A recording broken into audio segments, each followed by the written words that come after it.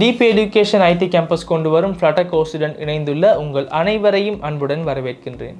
நீங்கள் இப்போது இணைந்திருப்பது நாம் ரெஸ்ட் ஏபிஐ பற்றி பேசும் செக்ஷன் ஒன்றுடன் ஆகும். சரி, இப்போது எவ்வாறு கெட் ரிக்வெஸ்ட் ஒன்றை அனுப்புவது, எவ்வாறு போஸ்ட் ரிக்வெஸ்ட் ஒன்றை அனுப்புவது என நமக்கு தெரியும். அதனால் இப்போது நம்மிடம் இருக்கும் ப்ராடக்ட் ஒன்றை அப்டேட் செய்து கொள்ள வேண்டும். எனவே அப்டேட் செய்கின்ற பொழுது எனக்கு தேவையானது என்ன? புட் ரிக்வெஸ்ட் ஒன்று தானே எனக்கு தேவை. அதனால் புட் ரிக்வெஸ்ட் மூலம் நாம் அப்டேட் செய்ய டேட்டாவை பாஸ் செய்ய வேண்டும். அப்போது நமக்கு ஹெடர் ஒன்றையும் பாஸ் செய்ய வேண்டும். அதனால் நம்முடைய கோடுக்கு சென்று நாம் இந்த விடயங்களை எவ்வாறு சரியாக செய்வது என பார்ப்போம். சரி, நாம் கடந்த செக்ஷனில் புதிய ப்ராடக்ட் ஒன்றை எவ்வாறு ஆட் செய்வது என பார்ப்போம். அதை எவ்வளவு எளிதாக நமக்கு செய்ய முடிகிறது என நாம் பார்த்திருந்தோம். அதாவது நாம் நம்முடைய ஏபிஐ சர்வீஸுக்கு சென்றால் உங்களுக்கு ஞாபகம் இருக்கும், இதோ இவ்வாறு ப்ராடக்ட் ஒன்றை ஆட் செய்ய சர்வீஸ் ஒன்றை கிரியேட் செய்தோம். நீங்கள் பார்த்தீர்கள், நாம் போஸ்ட் ரிக்வெஸ்ட் ஒன்றை தான் செய்ய வேண்டும்.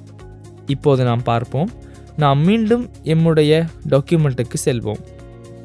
நமக்கு இவ்வாறு ப்ராடக்ட் ஒன்றை அப்டேட் செய்ய முடியும். நீங்கள் இந்த டாக்குமெண்டேஷனுக்கு செல்லுங்கள். இதற்கு செல்லும் லிங்கை நான் கீழே டிஸ்கிரிப்ஷனில் கொடுத்திருக்கிறேன். இந்த அனைத்து கோட்களையும் உங்களுக்கு நம்முடைய GitHub ரெபாசிட்டரியிலிருந்து தேடிக்கொள்ள முடியும். அந்த விடயங்களுக்கு செல்லும் லிங்க்ஸை நான் உங்களுக்கு கீழே டிஸ்கிரிப்ஷனில் கொடுத்திருக்கின்றேன். சரி, இப்போது நம்மிடம் இருக்கும் ப்ராடக்ட் ஒன்றை அப்டேட் செய்து கொள்ள வேண்டும். நீங்கள் காணலாம், நாம் ரிக்வெஸ்ட்டை அனுப்ப வேண்டிய URL தான் இது. அதாவது ப்ராடக்டின் ஐடிக்கு தான் நாம் அனுப்ப வேண்டும். அதாவது நாம் அப்டேட் செய்ய வேண்டிய ப்ராடக்டின் ஐடி நம்மிடம் இருக்க வேண்டும். அதற்கு பிறகு நீங்கள் காணலாம், மெத்தடானது புட் ஆகும். உங்களுக்கு தெரியும், நாம் அப்டேட் ஒன்றை அனுப்பினால் நாம் புட் ரிக்வெஸ்ட் ஒன்றை தான் அனுப்புவோம். மற்றும் நான் இவ்வாறு பாடியாக அப்டேட் செய்ய தேவையான டீட்டெயில்ஸ்களையும் இவ்வாறு பாஸ் செய்ய வேண்டும். முன்பு செய்ததை போலத்தான் செய்ய வேண்டும். அதாவது ஆட் செய்வது என்றால் இதுவும் போஸ்ட் ரிக்வெஸ்ட் போலத்தான். நீங்கள் காணலாம், it will return you an object with set ID. Remember that nothing in real will update in the database. முன்னிருந்த அதே விடயம்தான் இங்கு கூறப்படுகிறது. இங்கு கூறப்படுவது என்னவென்றால், முன்பு கூறிய அதே விடயம்தான்.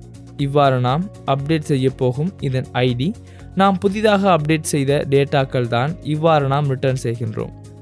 அப்படியானால் நாம் இதை எவ்வாறு செய்வது என பார்ப்போம். அதாவது நீங்கள் காணலாம், நாம் இவ்வாறு இந்த சிங்கிள் ப்ராடக்ட் சென்ற பிறகு, சிங்கிள் ப்ராடக்ட் பேஜுக்கு சென்ற பிறகு நான் இங்கு கீழே பட்டன்ஸ் 2 கிரியேட் செய்து கொள்கின்றேன். நான் ஒரு பட்டனை கிளிக் செய்த பிறகு இந்த ப்ராடக்ட் ஆனது அப்டேட் பேஜுக்கு செல்ல வேண்டும். அடுத்த பட்டனை கிளிக் செய்த பிறகு இந்த ப்ராடக்டை டிலீட் செய்ய வேண்டும். இப்போது நாம் இந்த பட்டன்ஸை ஆட் செய்து கொண்டு நாம் எவ்வாறு அப்டேட் செய்வது என முதலில் பார்ப்போம். சரி, நாம் முதலில் ப்ராடக்ட் ஒன்றை அப்டேட் செய்ய தேவையான ஏபிஐ சர்வீஸ் ஒன்றை எழுதிக்கொள்வோம். நாம் ஒரு கமெண்ட் ஒன்றை கொடுத்து இந்த வேலைகளை ஆரம்பிப்போம். நாம் ப்ராடக்ட் ஒன்றை அப்டேட் செய்து கொள்ள வேண்டும். இவ்வாறு நான் கமெண்ட் ஒன்றை கொடுக்கின்றேன். எனக்கு அப்டேட் ப்ராடக்ட் இந்த ஏபிஐ ஒன்று தேவை. சரி, நான் ஒரு ஃபியூச்சர் மெத்தட் ஒன்றை கிரியேட் செய்து கொள்கின்றேன். நான் இங்கும் என்னுடைய ப்ராடக்டை ரிட்டர்ன் செய்து கொள்கின்றேன். நான் ப்ராடக்ட் ஒன்றை ரிட்டர்ன் செய்து கொள்கின்றேன். நான் இதற்கு அப்டேட்டட் ப்ராடக்ட் என பெயரை கொடுப்போம். சரி, இதற்கு கண்டிப்பாக ஐடி ஒன்றை பாஸ் செய்ய வேண்டும். நாம் அப்டேட் செய்யும் ஐடியை பாஸ் செய்ய வேண்டும். ஏன் நான் ஐடியை பாஸ் செய்கின்றேன்? நாம் அப்டேட் செய்யும் ரிக்வெஸ்ட்டை அனுப்பும் இதோ இங்கு URLில் நாம் இங்கு கண்டிப்பாக ஐடியை பாஸ் செய்ய வேண்டும் என்பதை காணலாம். அதாவது இந்த ப்ராடக்ட், இதோ இந்த ஐடி உள்ள ப்ராடக்டை தான் நான் இவ்வாறு அப்டேட் செய்கிறேன் என நீங்கள் காணலாம். அதனால் நான் கண்டிப்பாக ப்ராடக்ட் ஐடியை பெற வேண்டும். நான் ஐடியை இன்டிஜராக இவ்வாறு எடுக்கின்றேன். அடுத்து நான் அப்டேட் செய்கின்றேன். புதிதாக அனுப்பப்படும் ப்ராடக்டின் டீட்டெயில்ஸ்களை பாஸ் செய்ய வேண்டும். நான் இவ்வாறு ப்ராடக்ட் என எடுக்கின்றேன். அசிங்க்ரோனஸ் மெத்தடாக நான் இப்போது இந்த மெத்தடை டிஃபைன் செய்து கொள்கின்றேன். நான் முதலில் ஃபைனல் ஸ்ட்ரிங் ஒன்றை உருவாக்குகின்றேன். String URL. நாம் முன்பு செய்தது போலத்தான். இதோ இங்கு இந்த URLஐ நாம் காப்பி செய்து கொள்வோம். நான் இவ்வாறு ஸ்ட்ரிங்காக பேஸ்ட் செய்து கொள்கின்றேன். இதோ இங்கு நான் இந்த ஐடியை தான் மாற்றிக்கொள்கின்றேன். இந்த ஐடியை தான் நான் டைனமிக்கலி பாஸ் செய்கின்றேன். இதற்கு உங்களுக்கு ஐடியை இவ்வாறு பாஸ் செய்யலாம். சரி, அதாவது இதோ இங்கு பாஸ் செய்யும் ஐடியை தான் நான் இங்கு பாஸ் செய்கின்றேன். உங்களுக்கு இங்கு இந்த பிராக்கெட்ஸ் தேவையில்லை. இங்கு இதை மீண்டும் நார்மலி ஐடியாக கொடுத்தால் சரி. இதோ இவ்வாறு இப்போது நான் ட்ரை கேட்ச் பிளாக் ஒன்றை கிரியேட் செய்து கொள்கின்றேன். அப்டேட் செய்ய, அதாவது புட் ரிக்வெஸ்ட்டை அனுப்ப நாம் ட்ரை செய்ய வேண்டும். ஏதாவது எரர் ஒன்று வந்தால் இப்போது நான் கேட்ச் செய்கின்றேன். சரி, நமக்கு தெரியும் கேட்ச் பிளாக் மிகவும் எளிது. எனக்கு எரரை பிரிண்ட் செய்து எக்ஸெப்ஷனை த்ரோ செய்ய மட்டுமே உள்ளது. இதனைப் போல நான் எரரை இங்கு பிரிண்ட் செய்கின்றேன் மற்றும் இப்போது எக்ஸெப்ஷனை த்ரோ செய்கின்றேன். இப்போது எனக்கு இங்கு புட் ரிக்வெஸ்ட் ஒன்றை அனுப்ப வேண்டும். அதாவது நான் புதிதாக டீட்டெயில்ஸ்களை பாஸ் செய்து நம்மிடம் இருக்கும் ப்ராடக்டை அப்டேட் செய்யத்தான் முயற்சிக்கின்றேன். இப்போது எனக்கு இங்கு ரெஸ்பான்ஸை எடுக்க முடியும். ரெஸ்பான்ஸ் சமன் await http மெத்தட் என்ன? போஸ்ட் அல்ல, நான் புட் ரிக்வெஸ்ட் ஒன்றை அனுப்புகின்றேன். சரி, உங்களுக்கு தெரியும் இதோ இங்கு நாம் ரிக்வெஸ்ட் உடன் பாஸ் செய்ய வேண்டிய சில விடயங்கள் உள்ளன. நான் முதலில் URI-ஐ பாஸ் செய்கிறேன். URI-ஐ பாஸ் செய்ய நான் URL-இல் இருந்து இதோ இந்த URI-ஐ உருவாக்குகிறேன். URI-ஐ இப்பொழுது உருவாக்குகின்றேன்.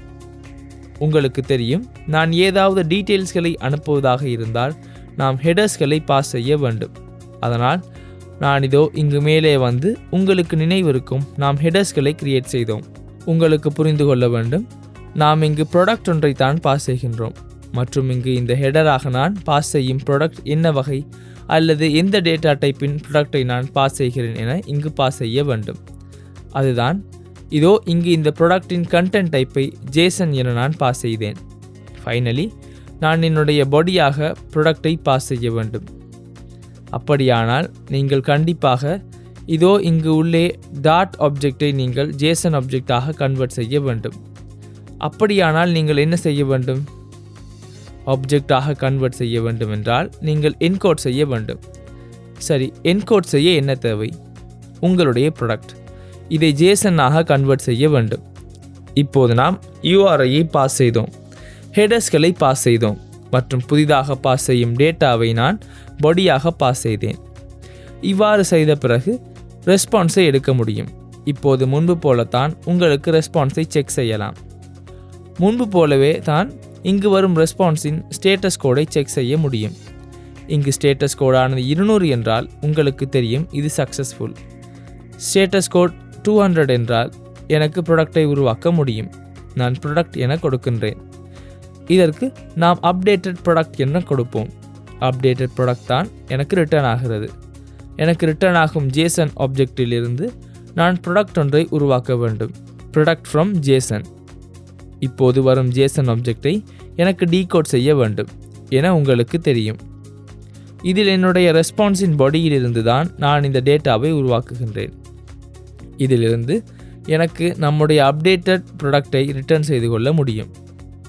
சரி, இங்கு உண்மையில் நம்முடைய டாக்குமெண்டேஷனுக்கு வந்த பிறகு நீங்கள் காணலாம் இதோ இங்கு நாம் இவ்வாறு ப்ராடக்ட் ஒன்றை அப்டேட் செய்கின்ற பொழுது நமக்கு நம்முடைய ஐடி மட்டுமே, அதாவது இவ்வாறு ஆப்ஜெக்ட் ஒன்றை ரிட்டர்ன் ஆகும். JSON ஆப்ஜெக்டில் அப்டேட் ஆகியுள்ள டேட்டாக்கள் தான் எனக்கு ரிட்டர்ன் ஆகும், அல்லாமல் நம்முடைய டேட்டா பேஸ் ஆனது அப்டேட் ஆகாது. எனவே நாம் ஏதாவது ஆட் செய்தது போலத்தான் இதிலும் நமக்கு டீட்டெயில்ஸ்களைத்தான் பார்க்க முடியும். அதனால் நான் ரிட்டர்ன் செய்வதற்கு முன் நான் பிரிண்ட் செய்கிறேன். இதோ இங்கு மேலே நான் பிரிண்ட் செய்கிறேன். நம்முடைய ரெஸ்பான்ஸின் பாடியை நான் பிரிண்ட் செய்கிறேன். நான் என்னுடைய ரெஸ்பான்ஸை பிரிண்ட் செய்கிறேன். உங்களுக்கு உங்களுடைய ரெஸ்பான்ஸின் பாடியை இவ்வாறு பிரிண்ட் செய்ய முடியும். சரி, அப்போது உங்களுக்கு என்ன வந்துள்ளது என பார்த்து கொள்ள முடியும். எல்ஸ், அதாவது சரியாக டேட்டா வரவில்லை என்றால் ஃபெயில்ட் டு அப்டேட் ப்ராடக்ட் என நான் பிரிண்ட் செய்கிறேன். நான் ஸ்டேட்டஸ் கோடை பிரிண்ட் செய்கிறேன் மற்றும் இதோ இவ்வாறு எக்ஸெப்ஷன் ஒன்றையும் த்ரோ செய்கிறேன். எனவே இதோ இங்கு ரெஸ்பான்ஸாக மாற்றிக்கொள்ளுங்கள். சரி, இங்கு இந்த விடயங்களைத்தான் செய்ய வேண்டும். நீங்கள் காணலாம் நான் ஐடியை பாஸ் செய்ய வேண்டும். ஐடியை பாஸ் செய்த பிறகு நான் URL-க்கு போஸ்ட் ரிக்வெஸ்ட் ஒன்று, புட் ரிக்வெஸ்ட் ஒன்று செய்ய வேண்டும். நான் கண்டென்ட் டைப்பை கொடுக்க வேண்டும். நான் பாடியை, அதாவது பாடியாக நான் புதிதாக அப்டேட் செய்ய அனுப்பும் டேட்டாக்களை ப்ரொவைட் செய்ய வேண்டும். எனவே அதன் பிறகு நான் ஸ்டேட்டஸ் கோட்களை பார்த்து சரியாக இதை ரிட்டர்ன் செய்வதைத்தான் செய்ய வேண்டும். எனவே இப்பொழுது எவ்வளவு இலகுவாக நமக்கு இந்த விடயங்களை செய்ய முடிகிறது என உங்களுக்கு புரிகிறதாக இருக்கும். இப்போது நான் ஸ்க்ரீன் ஒன்றை உருவாக்குகிறேன். எனது ப்ராடக்டை செய்கின்ற பொழுது எனக்கு ஃபில் செய்ய வேண்டிய ஃபார்ம் ஒன்று தேவை. அதாவது புதிதாக நான் ப்ராடக்டை உருவாக்க வேண்டும். அதனால் நான் எடிட் ப்ராடக்ட் என புதிதாக ஃபைல் ஒன்றை உருவாக்குகிறேன். Edit product dot. எனவே இந்த எடிட் ப்ராடக்ட் பேஜும் நம்முடைய ஆட் ப்ராடக்ட் பேஜுடன் மிகவும் ஒத்ததாக உள்ளது. நான் ஸ்டேட்லெஸ் விஜெட் ஒன்றை உருவாக்குகின்றேன். இதற்கு நாம் எடிட் ப்ராடக்ட் என கொடுப்போம். சரி, எனவே நான் சர்வீஸை எடுக்கின்றேன் மற்றும் நான் இவ்வாறு டேட்டா ஃபீல்ட்களை இனிஷியலைஸ் செய்கின்றேன். இதோ இவ்வாறு. நமக்கு இங்கு ஸ்டேட்லெஸ் விஜெட் ஒன்றை எடுக்க முடியாது, ஏனெனில் எனக்கு ஸ்டேட்ஃபுல் விஜெட் ஒன்று தேவை. எனக்கு இதில் இனிட் ஸ்டேட்டை யூஸ் செய்ய வேண்டும். ஏனெனில் இனிட் ஸ்டேட் ஏன் தேவையாகின்றது என நான் உங்களுக்கு அடுத்து சொல்லித் தருகின்றேன். இவ்வாறு நான் என்னுடைய API சர்வீஸை இனிஷியலைஸ் செய்து கொண்டு ஃபார்ம் வேலிடேஷன்ஸுக்கு நான் என்னுடைய ஃபார்ம் கீ ஒன்றை உருவாக்குகின்றேன். நான் இதோ இவ்வாறு வேரியபிள்ஸ்களை உருவாக்குகின்றேன். நான் இங்கு லேட்டாக ஏன் எடுக்கின்றேன் என உங்களுக்கு அடுத்து சொல்லித் தருகின்றேன். நான் என்னுடைய பேராமீட்டர்ஸுக்கு கண்டிப்பாக ப்ராடக்டை பாஸ் செய்ய வேண்டும். அதாவது நான் அப்டேட் செய்ய போகும் ப்ராடக்டை நான் பாஸ் செய்கின்றேன். இதற்கு நான் ப்ராடக்ட் ஒன்றை பாஸ் செய்ய வேண்டும். இதற்கு நாம் ப்ராடக்ட் என கொடுப்போம். நான் இதை என்னுடைய கன்ஸ்ட்ரக்டருக்கு ஆட் செய்கின்றேன். சரி, இப்போது நான் இதை லேட்டாக உருவாக்கியதற்கு காரணம் நான் இதை இனிட் ஸ்டேட்டில் இனிஷியலைஸ் செய்கின்றேன். அதனால்தான் நான் இதை லேட்டாக உருவாக்கி கொண்டேன். உங்களுக்கு இனிட் ஸ்டேட்டில் இந்த விடயங்களை இனிஷியலைஸ் செய்ய முடியும். இது மிகவும் எளிது. நான் இதை எவ்வாறு செய்வது என இப்பொழுது உங்களுக்கு சொல்லித் தருகின்றேன். உங்களுக்கு தெரியும், உங்களிடம் ப்ராடக்ட் ஏற்கனவே உள்ளது. அப்படியானால் இதுதான் நான் எடிட் செய்ய போகும் ப்ராடக்ட் ஆகும். அப்படியானால் இதில் என்னிடம் உண்மையில் தற்போது இருக்கும் ப்ராடக்டின் விவரங்கள் தான் உள்ளது. சரி, உங்களுக்கு தற்போது இருக்கும் ப்ராடக்டின் விவரங்களை எடுத்துக்கொண்டு நீங்கள் உருவாக்கியுள்ள இதோ இந்த வேரியபிள்ஸுக்கு அசைன் செய்ய முடியும். இப்போது நமக்கு ரீஃபில் ஃபீல்ட்ஸ்களை காட்ட முடியும். நீங்கள் டைட்டிலை எவ்வாறு உருவாக்குகிறீர்கள்? நீங்கள் விஜெட்டுக்கு பாஸ் செய்யும் ப்ராடக்டில் கண்டிப்பாக டைட்டில் ஒன்று இருக்கும். இவ்வாறு உங்களுக்கு டைட்டிலை உருவாக்கலாம். இவ்வாறு உங்களுக்கு ஏனைய விவரங்களையும் உருவாக்கலாம். அதாவது ப்ரைஸ், டிஸ்கிரிப்ஷன், இமேஜ் மற்றும் கேட்டகரி ஆகியவற்றை உருவாக்கலாம். நீங்கள் காணலாம், நாம் இப்போது இவைகளுக்கு வேல்யூஸை இனிஷியலைஸ் செய்தோம். அதனால்தான் நான் இதை லேட்டாக உருவாக்கினேன். அதாவது நான் பிறகு இதற்கு வேல்யூஸை அசைன் செய்கின்றேன். அதுதான் லேட் மூலம் நடக்கிறது. எனக்கு இங்கு பிளேஸ் ஹோல்டர் ஒன்று அல்ல தேவை, ஸ்கேஃபோல்ட் ஒன்று தான் இப்பொழுது தேவை. ஸ்கேஃபோல்டுக்கு நான் முதலில் ஆப் பார் ஒன்றை கொடுக்கின்றேன். இவ்வாறு ஆப் பார் ஒன்றை உருவாக்க முடியும். இதுதான் என்னுடைய எடிட் ப்ராடக்ட் பேஜ் ஆகும் மற்றும் இதற்கு நான் பாடி ஒன்றை கொடுக்கின்றேன். இவ்வாறு ஃபார்ம் தான் எனக்கு பாடியாக தேவை. நான் இவ்வாறு பாடியை கொடுக்கின்றேன். எனவே நான் இந்த விடயங்களை முன்பு பேசினேன். அதனால் நான் மீண்டும் உங்களுக்கு சொல்லித்தர வேண்டிய அவசியம் இல்லை. நான் இவ்வாறு பாடியை கொடுக்கின்றேன். பாடிக்கு உங்களுக்கு சிம்பிளி ஃபார்ம் ஒன்று தான் தேவைப்படும். நான் இதை பேடிங் விஜெட் ஒன்றில் கொடுக்கின்றேன். இல்லை என்றால் நாம் டிரெக்ட்லி ஃபார்மை ஆட் செய்து கொள்வோம். ஃபார்மை ஆட் செய்த பிறகு இதோ இதை பேடிங் விஜெட் ஒன்றில் ரப் செய்ய முடியும். நான் இதை பேடிங் விஜெட் ஒன்றில் ரப் செய்கின்றேன். இவ்வாறு நான் எட்ஜ் இன்சர்ட்ஸ் ஆல் 16 போன்ற பேடிங் ஒன்றை கொடுக்கின்றேன். அடுத்து உங்களுக்கு ஃபார்முக்கு சைல்டு ஒன்றை பாஸ் செய்ய முடியும். நான் இங்கு காலம் ஒன்றை தான் பாஸ் செய்கின்றேன். ஏனெனில் எனக்கு பல எலிமெண்ட்ஸ் கொடுக்க வேண்டும். கண்டிப்பாக இந்த ஃபார்முக்கு கீயை கொடுக்க வேண்டும். ஃபார்ம் கீயை கொடுக்கவும். நமக்கு ஃபார்ம் வேலிடேஷன்ஸை உருவாக்க வேண்டும். முதலில் நான் என்னுடைய டைட்டிலை ஃபில் செய்ய ஃபார்முக்கு இதோ இதை இவ்வாறு எனது முதல் சைல்டாக ஆட் செய்கின்றேன். நீங்கள் காணலாம், இதில் இனிஷியல் வேல்யூ ஒன்றை நான் டிஃபைன் செய்துள்ளேன். ஏனெனில் இனிஷியல் வேல்யூ ஒன்று உள்ளது. நான் இதற்கு காட்ட வேண்டிய, அதாவது இது இனிஷியலைஸ் ஆகும் பொழுது இதில் வேல்யூ ஒன்று ஆட்டோமேட்டிக்கலி ஃபில் ஆகி இருக்க வேண்டும். ஏனெனில் நான் இப்போது எடிட் செய்ய போகின்றேன். எடிட் செய்வதாக இருந்தால் அதன் இனிஷியல் வேல்யூஸ்களை எனக்கு காண்பிக்க முடியும். ஏனெனில் நான் இங்கு இதோ இந்த வேல்யூஸ்களை இனிட் ஸ்டேட்டில் அசைன் செய்துள்ளேன். எனவே இந்த வேலைகளை ஒவ்வொரு ஃபீல்டுக்கும் செய்யலாம். ஏனெனில் என்னிடம் இனிஷியல் வேல்யூஸ் உள்ளன. அதனால் நான் இங்கு என்னுடைய ஃபார்ம் ஃபீல்ட்ஸ்களை இவ்வாறு காப்பி செய்கின்றேன். காப்பி செய்து நாம் இதோ இங்கு கீழே பேஸ்ட் செய்வோம். பேஸ்ட் செய்து நான் என்ன செய்தேன் என உங்களுக்கு சொல்லித் தருகின்றேன். சரி, இங்கு ப்ரைஸ் தான் சற்று மாறியுள்ளது. நீங்கள் காணலாம், நான் ப்ரைஸுக்கும் இனிஷியல் வேல்யூ ஒன்றை எடுக்க வேண்டும். ஏனெனில் இந்த இனிஷியல் வேல்யூவுக்கு நாம் கண்டிப்பாக ஸ்ட்ரிங் வேல்யூ ஒன்றை தான் பாஸ் செய்ய வேண்டும். ப்ரைஸ் ஆனது தற்போது டபுளாக உள்ளது. அந்த டபுள் வேல்யூவை நான் ஸ்ட்ரிங்காக கன்வெர்ட் செய்தேன். அதை இனிஷியலாக அசைன் செய்து கொண்டேன். இவ்வாறு அன்சேவ்டிற்கு ப்ரைஸை பாஸ் செய்கின்ற பொழுது கண்டிப்பாக இதை டபுளாக கன்வெர்ட் செய்துதான் நான் அசைன் செய்ய வேண்டும். எனவே ஏனைய விடயங்களும் அதே போலத்தான். இங்கு சிறப்பு என்னவென்றால் இதில் இனிஷியல் வேல்யூ ஒன்று உள்ளது. ஏனெனில் ஏற்கனவே இருக்கும் ஒன்றைத்தான் நான் எடிட் செய்ய போகின்றேன். சரி, இப்போது உங்களுக்கு கீழே வந்து இதோ இங்கு ஹைட்டை கொஞ்சம் கூட்ட முடியும். நாம் ஹைட்டை 30 என கொடுப்போம். இப்போது நான் எலிவேட்டட் பட்டன் ஒன்றை கொடுக்கின்றேன். ஆன் பிரஸ்டை நாம் இப்போது எம்டியாக வைத்துக்கொள்வோம். நாம் இங்கு சைல்டாக டெக்ஸ்ட் விஜெட் ஒன்றை நார்மலி பாஸ் செய்வோம். நான் டெக்ஸ்ட் விஜெட் ஒன்றை கொடுக்கின்றேன். நான் இங்கு அப்டேட் என வைக்கின்றேன். Updated product. சரி, உங்களுக்கு இதை கன்ஸ்டன்ட்டாக கொடுக்க முடியும். இப்போது உங்களுக்கு ப்ராடக்ட் ஒன்றை அப்டேட் செய்ய மெத்தட் ஒன்றை கால் செய்ய மட்டுமே உள்ளது. அதற்கு முன் நீங்கள் ஃபார்மை வேலிடேட் செய்ய வேண்டும். உங்களுக்கு தெரியும், நாம் ஃபார்ம் கீ ஒன்றை செட்டப் செய்தோம். ஃபார்ம் கீயில் கரண்ட் ஸ்டேட்டை எடுத்தோம். கரண்ட் ஸ்டேட்டை எடுத்து வேலிடேட் செய்யுங்கள். நீங்கள் ஃபார்மை சேவ் செய்ய வேண்டும். அதையும் ஃபார்ம் கீ மூலம் செய்ய முடியும். ஃபார்ம் கீயை எடுத்து கரண்ட் ஸ்டேட்டை எடுத்து உங்களுக்கு சேவ் செய்ய முடியும். சேவ் செய்த பிறகு உங்களுக்கு இப்போது நாம் அப்டேட் செய்யும் ப்ராடக்டை உருவாக்க வேண்டும். அதாவது இதோ இங்கு என்டர் செய்து கொண்ட வேல்யூஸ்களை நான் எடுக்க வேண்டும். சரி, அதனால் நான் புதிதாக ப்ராடக்ட் ஒன்றை உருவாக்க வேண்டும். இதோ இதை அப்டேட்டட் ப்ராடக்ட் என நான் கொடுக்கின்றேன். ஈக்குவல்ஸ், நீங்கள் புதிதாக ப்ராடக்ட் ஒன்றை தான் உருவாக்குகிறீர்கள்.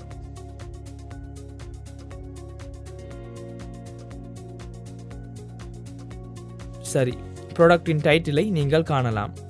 டைட்டிலுக்கு இவ்வாறு வேல்யூஸ்களை அசைன் செய்ய வேண்டும். அடுத்து நான் இதை ட்ரை கேட்ச் பிளாக் மூலம் எவ்வாறு செய்வது என நான் உங்களுக்கு காட்டுகின்றேன். உங்களுக்கு தெரியும், உங்களுடைய API சர்வீஸில் இருக்கும் எடிட் என்ற மெத்தடைத்தான் நீங்கள் கால் செய்ய வேண்டும். நான் இங்கு எரர் ஒன்று வந்தால் சிம்பிளி நான் இங்கு எரரை பிரிண்ட் செய்கின்றேன். நான் ஸ்ட்ரிங்காக கன்வெர்ட் செய்து இதோ இங்கு எரரை பிரிண்ட் செய்கின்றேன். Error to string. அடுத்து நான் ட்ரை செய்ய வேண்டும். உங்களுக்கு தெரியும், உங்களுடைய API சர்வீஸில் அப்டேட் ப்ராடக்ட் என மெத்தட் ஒன்று உள்ளது. உங்களுக்கு ஐடியை பாஸ் செய்ய முடியும். ஐடியை எவ்வாறு பாஸ் செய்வது? அது மிகவும் எளிது. விஜெட் கிளாஸில் இருக்கும் ப்ராடக்டை எடுக்க வேண்டும். ப்ராடக்டில் ஐடி உள்ளது, இமேஜ் அல்ல ஐடி ஆகும். நீங்கள் காணலாம், ஐடியை மாற்ற தேவையில்லை. நீங்கள் புதிதாக ப்ராடக்ட் ஒன்றை ஆட் செய்கின்ற பொழுது இதை அப்டேட் செய்யும் போது ஐடி அப்டேட் ஆகாது. அடுத்து நான் ப்ராடக்டை பாஸ் செய்ய வேண்டும். இங்கு நான் அப்லோட் ப்ராடக்டை பாஸ் செய்கின்றேன். சரி, இந்த விடயங்கள் எவ்வளவு எளிது என உங்களுக்கு புரியும். நாம் இதை சேவ் செய்வோம். சேவ் செய்து நீங்கள் காணலாம், எனக்கு இங்கு பட்டன் ஒன்றை ஆட் செய்ய வேண்டும். அதாவது நேவிகேஷன் ஒன்று. இதோ இந்த அப்டேட்டட் ப்ராடக்ட்டுக்கு செல்ல, இந்த ஃபார்முக்கு செல்ல பட்டன் ஒன்று வேண்டும். நாம் சிங்கிள் ப்ராடக்ட்டுக்கு செல்வோம். நாம் கீழே வருவோம். கீழே வந்து இதோ இங்கு ஹைட்டை சற்று அதிகப்படுத்துவோம். ஹைட்டை கூட்டி நான் ரோ ஒன்றை கிரியேட் செய்கின்றேன். ஏனெனில் எனக்கு delete பட்டன் ஒன்றும் தேவை. நான் ரோ ஒன்றை கிரியேட் செய்து அதற்கு சில்ட்ரன்களை கொடுக்கின்றேன். நான் இதோ இங்கு எலிவேட்டட் பட்டன் ஒன்றை கொடுக்கின்றேன். எலிவேட்டட் பட்டன் அல்லது டெக்ஸ்ட் பட்டன் அல்லது உங்களுக்கு விருப்பமான எந்த பட்டனையும் கொடுக்க முடியும். ஃப்ளட்டரில் பட்டன்ஸ் வகைகள் பல உள்ளன. முதல் சைல்டாக நாம் டெக்ஸ்ட் விஜெட் ஒன்றை கொடுப்போம். அதாவது கன்ஸ்ட் டெக்ஸ்ட் விஜெட் ஒன்று. இதுதான் அப்டேட் ஆகும். சரி, இங்கு இன்னொரு பட்டன் ஒன்று தேவை. அதனால் நான் இதிலிருந்து காப்பி ஒன்றை எடுக்கின்றேன். எனக்கு இன்னொரு பட்டன் தேவை. இதுதான் delete. இப்போது நான் அப்டேட் செய்ய மெத்தட்களை டிஃபைன் செய்துள்ளேன். நான் இங்கு எடிட் பேஜுக்கு செல்ல வேண்டும். அப்படியானால் உங்களுக்கு நவிகேட்டர் டாட் புஷ் செய்ய முடியும். மெட்டீரியல் பேஜ் ரூட் ஒன்றை புஷ் செய்ய வேண்டும். பில்டராக நீங்கள் கண்டெக்ஸ்டை எடுத்து எடிட் ப்ராடக்ட் பேஜை தான் ரிட்டர்ன் செய்ய வேண்டும். நீங்கள் கண்டிப்பாக ப்ராடக்டை பாஸ் செய்ய வேண்டும். நீங்கள் காணலாம், நாம் ப்ராடக்டை பாஸ் செய்து கொண்டிருக்கின்றோம். அதனால் இந்த ப்ராடக்ட் என்பது இனிஷியலியில் இருக்கும் ப்ராடக்ட் ஆகும். அடுத்து உங்களுக்கு எடிட் ப்ராடக்ட் பேஜுக்கு சென்ற பிறகு இதோ இங்கு ப்ராடக்டை சேவ் செய்த பிறகு நாம் கண்டிப்பாக இந்த நேவிகேஷனில் இருந்து பாப் ஆகின்றேன். அதற்கு நேவிகேட்டர், அதாவது நான் மீண்டும் மெயின் பேஜுக்கு செல்ல வேண்டும். நேவிகேட்டர் டாட் பாப் கண்டெக்ஸ்டிலிருந்து பாப் செய்கின்றேன். இப்போது அனைத்தையும் நாம் சரியாக செட்டப் செய்து விட்டோம். நீங்கள் காணலாம், அப்டேட் பட்டன் ஒன்றும் டிலீட் பட்டன் ஒன்றும் உள்ளன. இப்போது நான் அப்டேட் என்பதன் மீது கிளிக் செய்த பிறகு நீங்கள் காணலாம், அப்டேட் என்ற இடத்திற்கு செல்கிறது. உங்களுக்கு இங்கு மிகவும் முக்கியமான ஒரு விடயத்தை காண முடியும். இந்த டைட்டில், ப்ரைஸ், டிஸ்கிரிப்ஷன் ஆகியவை ப்ரீ ஃபில் ஆகி இருக்கிறது. இவை ஃபில் ஆகுவதற்கு காரணம், உங்களுக்கு நினைவிருக்கும், நாம் இனிட் ஸ்டேட்டில் இந்த வேல்யூஸை இனிஷியலைஸ் செய்தோம். இந்த வேல்யூஸ் நம்மிடம் தற்போது இருக்கும் ப்ராடக்டின் வேல்யூஸிலிருந்து இனிஷியலைஸ் செய்து கொண்டது ஆகும். அடுத்து நான் இவ்வாறு இனிஷியல் வேல்யூவை செட் செய்தேன். இப்போது நான் இவ்வாறு எனது ப்ரைஸை மட்டும்தான் இதில் மாற்றுகின்றேன். நான் இங்கு வந்து ப்ரைஸை 1000 என மாற்றுகின்றேன். மற்றும் நான் இங்கு கேட்டகரியையும் மாற்றுவோம். நான் இவ்வாறு டெஸ்ட் 1 என கேட்டகரியை மாற்றுகின்றேன். இப்போது நாம் டீபக் கன்சோலையும் ஓப்பன் செய்வோம். நீங்கள் காணலாம், நாம் டாக்குமெண்டேஷனுக்கு வந்துள்ளோம். இதோ இந்த ஐடியுடன் நாம் புதிதாக செட் செய்த வேல்யூஸ் தான் எனக்கு ரிட்டர்ன் ஆக வேண்டும். உங்களுக்கு நினைவிருக்கும், நாம் அதை பிரிண்ட் செய்கிறோம். இப்போது நான் அப்டேட் ப்ராடக்ட்டுக்கு செல்கின்றேன். நீங்கள் காணலாம், நான் இவ்வாறு அப்டேட் ப்ராடக்ட்டுக்கு சென்றதன் பிறகு நாம் அப்டேட் செய்த வேல்யூஸ் இதோ இங்கு வந்துள்ளன. நீங்கள் காணலாம், ஐடி வந்துள்ளது, டைட்டில் இங்கு வந்துள்ளது. நாம் மாற்றிய ப்ரைஸ் ஆனது 1000 மாறியுள்ளது. இப்போது டிஸ்கிரிப்ஷன் தான் இதோ இவ்வாறு உள்ளது. பல விடயங்களை நீங்கள் பார்க்க முடியும். டிஸ்கிரிப்ஷன் தான் இவ்வாறு நீளமாக உள்ளது. இமேஜ் வந்துள்ளது மற்றும் கேட்டகரியை நீங்கள் காணலாம், டெஸ்ட் 1 மாறியுள்ளது. அதனால் இங்கு ப்ராடக்ட் மாறவில்லை. நீங்கள் காணலாம், ப்ராடக்ட் அவ்வாறே மாறியுள்ளது. சரி, இப்போது நாம் இங்கு நேவிகேஷனை செட்டப் செய்து கொண்டோம் தானே? ஆம், நேவிகேஷனை செட்டப் செய்ததால் தான் நான் மீண்டும் இந்த பேஜுக்கு வருகின்றேன். எனவே மெயின் பேஜுக்கு செல்ல வேண்டுமென்றால் நீங்கள் கண்டெக்ஸ்டிலிருந்து 2 முறை பாப்பாக வேண்டும். இப்போது புரியும். கோ ரவுட்டர் போன்று செட்டப் செய்து கொண்டால் உங்களுக்கு மிகவும் இலகுவாக இதனை செய்ய முடியும். ஆனால் இது நாம் உருவாக்கும் அப்ளிகேஷன் அல்ல, இது நாம் உருவாக்கும் டெஸ்ட் அப்ளிகேஷன் ஆகும். அதனால் அதை பற்றி நான் அதிகமாக பேசப் போவதில்லை. இதில் எனக்கு அந்த ரெஸ்ட் மெத்தட்ஸ் பற்றி சொல்லித் தருவதே எனது தேவையாக இருந்தது. இப்போது நாம் நம்மிடம் இருக்கும் ப்ராடக்ட் ஒன்றை எவ்வாறு அப்டேட் செய்கிறோம் என உங்களுக்கு புரியும். இதன் UI பற்றி நீங்கள் கற்றுக்கொள்ள வேண்டியது இல்லை.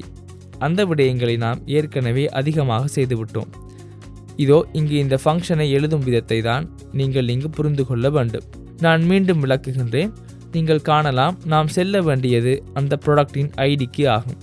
ஐடிக்கு சென்று நான் எடிட் செய்ய வேண்டும். எடிட் செய்யும் பொழுது நான் ஹெடரை பாஸ் செய்ய வேண்டும். ஹெடராக நீங்கள் கொடுக்க வேண்டியது இந்த பாடி மூலம் நீங்கள் பாஸ் செய்யும் டேட்டா என்ன? நான் பாஸ் செய்வது JSON ஆகும். அதுதான் என்னுடைய கண்டென்ட் டைப்பும் ஆகும். அதற்கு பிறகு நீங்கள் பாஸ் செய்ய வேண்டியது ப்ராடக்டின் JSON வெர்ஷனை நீங்கள் அனுப்ப வேண்டும். அடுத்து நீங்கள் ஏனைய விடயங்களை ஹேண்டில் செய்ய மட்டும்தான் உள்ளது. அப்படியானால் நாம் புட் மெத்தட் ஒன்றை புட் ரிக்வெஸ்டாக எவ்வாறு செய்கிறோம் என இப்போது உங்களுக்கு நல்ல ஐடியா ஒன்று இருக்க வேண்டும் என நான் நினைக்கின்றேன். சரி, நம்மிடம் இருக்கும் ப்ராடக்ட் ஒன்றை எவ்வாறு அப்டேட் செய்வது என இப்போது நாம் பார்த்தோம். இதனால் அது மிகவும் கடினமான விடயம் அல்ல. நீங்கள் இதை கம்ப்ளெக்ஸாக நினைக்க வேண்டாம். உங்களுக்கு கோட் தேவைப்பட்டால் மீண்டும் ரெஃபர் செய்யுங்கள். நோட்ஸ் ஏதாவது ஆட் செய்து கொள்ளுங்கள். கண்டிப்பாக பாருங்கள். கீழே டிஸ்கிரிப்ஷனில் நான் கோடை கொடுக்கின்றேன். நீங்கள் நம்முடைய ரெபாசிட்டரியில் கோடை ஆக்சஸ் செய்ய முடியும். இந்த விடயங்கள் கொஞ்சம் கம்ப்ளெக்ஸ் போல தோன்றலாம். உண்மையிலேயே இந்த விடயங்கள் கொஞ்சம் கம்ப்ளெக்ஸ் தான். இந்த விடயங்களை சரியாக புரிந்து கொள்ள வேண்டும். இந்த விடயங்கள் புரியவில்லை என்றால், இந்த ரிக்வெஸ்ட் ரெஸ்பான்ஸ் புரியவில்லை என்றால் கண்டிப்பாக நாம் யூனிட் 5இல் பேசிய 1ஆம் மற்றும் 2வது சாப்டர்ஸ் லெசன்ஸ் ஆகியவற்றை மீண்டும் ரெஃபர் செய்யுங்கள் என நான் உங்களுக்கு ரெக்கமெண்ட் செய்கிறேன். சரி, ப்ராடக்ட் ஒன்றை அப்டேட் செய்வது எவ்வாறு என இப்போது நாம் தெரிந்து கொண்டோம். அதாவது புட் ரிக்வெஸ்ட் ஒன்றை சரியாக எவ்வாறு அனுப்புவது என நாம் தெரிந்து கொண்டோம். இப்போது நாம் ஃபைனலி நம்மிடம் இருக்கும் ப்ராடக்ட் ஒன்றை டீல் செய்வது எவ்வாறு என்று நாம் நம்முடைய அடுத்த செக்ஷனில் பார்ப்போம்.